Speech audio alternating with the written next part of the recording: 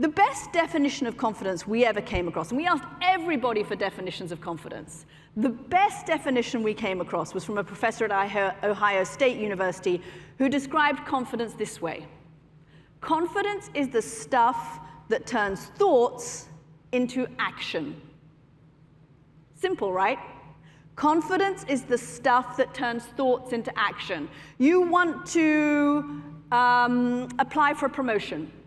You want to apply for a new job. You want to ask for a pay raise. You want to meet that interesting-looking stranger across the hall at this WFF conference. It takes confidence to get you there. You want to apply for the PTA. You want to run for the state senate. Anything you want to do, confidence is the stuff that takes thoughts into action, and thoughts without action are kind of useless. They don't get you there. It's the confidence that's going to get you across the room at this conference to meet those 10 people that Kate asked you to meet earlier. Confidence is the stuff that turns thoughts into action, and what I love about that description is that it's circular because you get confidence from taking action. It turns out that the way you grow your confidence is doing the stuff that's hard. It's going outside your comfort zone. It's trying new things. It's overcoming hurdles. I envisage confidence like a wall made of bricks. And every time I do something that is difficult for me, I am putting a new brick in my wall. And no one can take that away from you.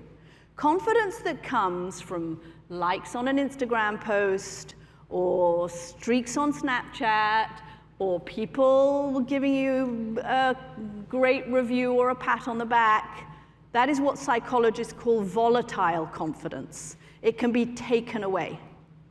Confidence that comes because you have done something hard, no one can ever take away from you. I'll give you an example.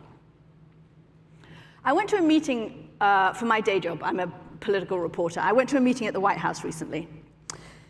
And I go into this meeting, and there are probably 14 men and 2 women. Nothing changes. And I walk in, and it's a presentation on the Middle East. And I walk into this room, and I think, oh my God, I'm a fraud. I don't deserve to be here. I'm a generalist. I don't know anything about the Middle East. These people have lived there, and they speak the language, and half of them know everyone in the government. And why am I here? I don't deserve to be here. And we sit down, and the staff from the White House National Security Council goes through their presentation. And they get to the end of their presentation, and it's time for the question and answers. And the guys in the room actually, you know what, they don't even put their hands up. They just jump in with questions.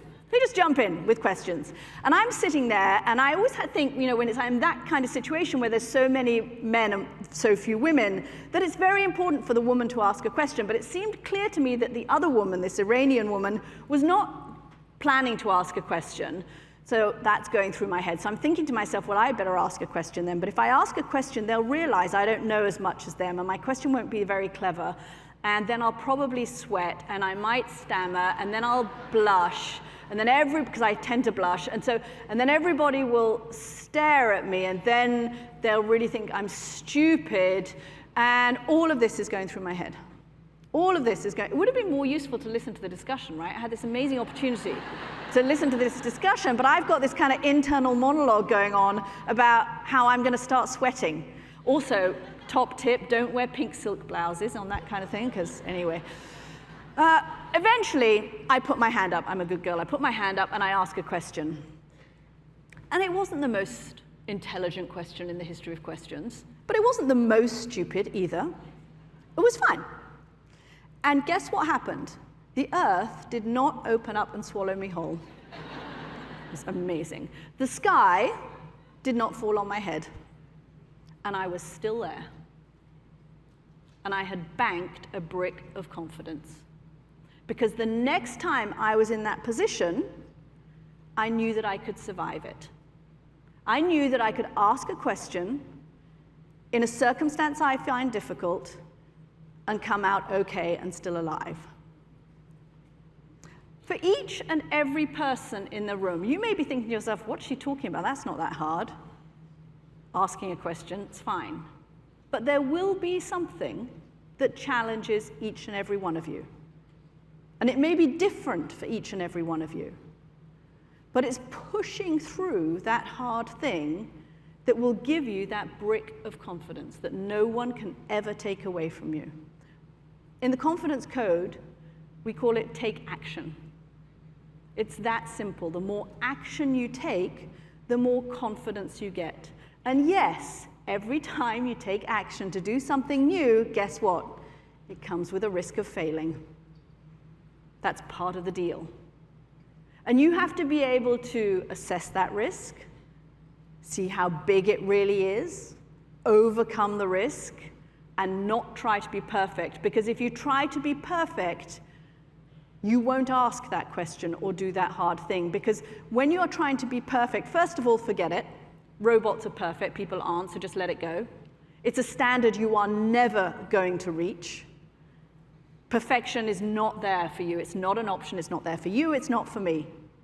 But if you are trying to be perfect and then you fail, you are going to beat yourself up much more. The psychological damage you will do to yourself will be that much greater. So the more you can let perfection go, and I hate to say this, but our studies and research have shown that women are 25% more prone to perfection than men are.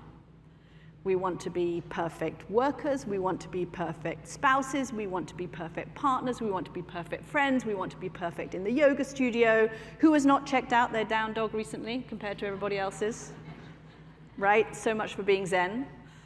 But if you want to be perfect, you're not going to take those risks. So you have to let that perfection grow. I realized this actually when I was actually kind of a beat reporter on political campaigns, it was a while ago. It was 2008. It was the campaign of Barack Obama and John McCain. And my youngest child was 2. I have 4 kids.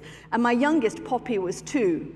And I would go out on the campaign trail, and I would organize extra food in the fridge, and I would line up extra babysitting, and I would leave long, quite obnoxious lists around the house. Jude has a piano practice, Poppy has a maths presentation, Maya needs to go to the dentist, make sure that you don't forget to pick up the cat from the vet. And I got really annoyed because I was going out, I was working and I was going on the campaign trail and it was hard work and I was doing all of this extra stuff at home as well. And one day I said to my husband, Tom, I probably did put my hands on my hips, Tom, this is not fair. I'm going off on these trips and I'm doing all of this extra stuff at home and you go off on trips and you don't do anything. And Tom looked at me and he said, you're right, but I never asked you to. And he was right. So the next trip I went on, no extra fruit in the fridge, no extra babysitting lined up, no lists. That was really hard. I'm in list AA at the moment because lists are my thing. And guess what? Everything was fine. Everything was just fine. Nobody died. Everybody ate. Tom went shopping and bought 10 pounds of cod for 4 people, but we had a lot of frozen fish in the house. And I realized I would never have treated people I work with in that way. I would never have failed to delegate and micromanaged and been bossy about every single thing they do. And I was totally undermining my husband and suggesting to him, I don't trust you to run the house when I'm gone. And I was also trying to be perfect myself because I wanted all of my life to run perfectly. I wanted to be that kind of superwoman. And it was a real learning process for me to realize you have to let some stuff go. You have to check that impulse to have everything perfect. Because it's not going to be perfect, and if you try to control everything, you are never going to have any kind of balance in your life. So forget the perfectionism. Act more. The second part of the confidence code is think less. That sounds weird, right? Think less. And that comes from ruminating. This is something we are very good at doing. It is not what cows do in a field. It is what we tend to do when we have that idea running around and round in our brain. A little bit of criticism. Your boss scowls at you. Somebody doesn't give you a little bit of praise. You screw up. You fail a little bit. And you cannot let it go. We are like a dog with a bone. But ruminating, thinking too much, overthinking, is a sure way of killing confidence. I had that again recently. I emailed, this is to give you a ruminating 101 example. I emailed my editor, James, and I didn't hear, it was about a show I was doing, and I didn't hear back. And I thought, that's odd, you know, he usually replies pretty quickly, and after about 6 hours, I still hadn't heard back, and I thought, I wonder if he's a bit mad at me. I've been working on my new book a lot recently. Maybe he's a bit annoyed. And then the next morning, I checked my inbox, and I still haven't heard back, and I think, maybe the whole of the BBC is mad at me. Maybe they're actually sitting in London just being mad at me because I've been doing something, I'm not even sure what, but I think they must be mad at me. By the end of that day, I hadn't heard from James still. This is now 24 hours later, and I'm thinking, oh, I think I better call my agent and see if I need to think about a new contract or get him to call them because something's not right. Turns out James was in southern India setting up a new radio station and miraculously had turned off his phone because they didn't have much data reception there.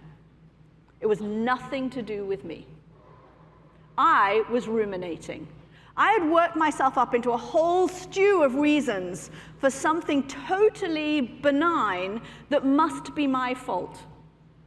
And this is something that we have found in our research we are very prone to doing. My husband recently had a row with his boss a while ago.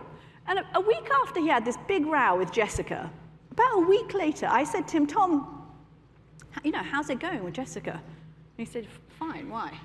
I said, well, you know, you had that big row with her last week. I mean, it must be a bit uncomfortable. He said, yeah, but that was last week.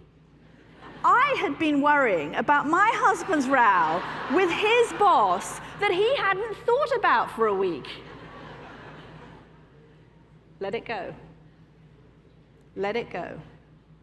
It's a really good piece of advice that we can take from many of the men around us. Thank you for that. The guys in the room, thank you for that, because we could take that from you.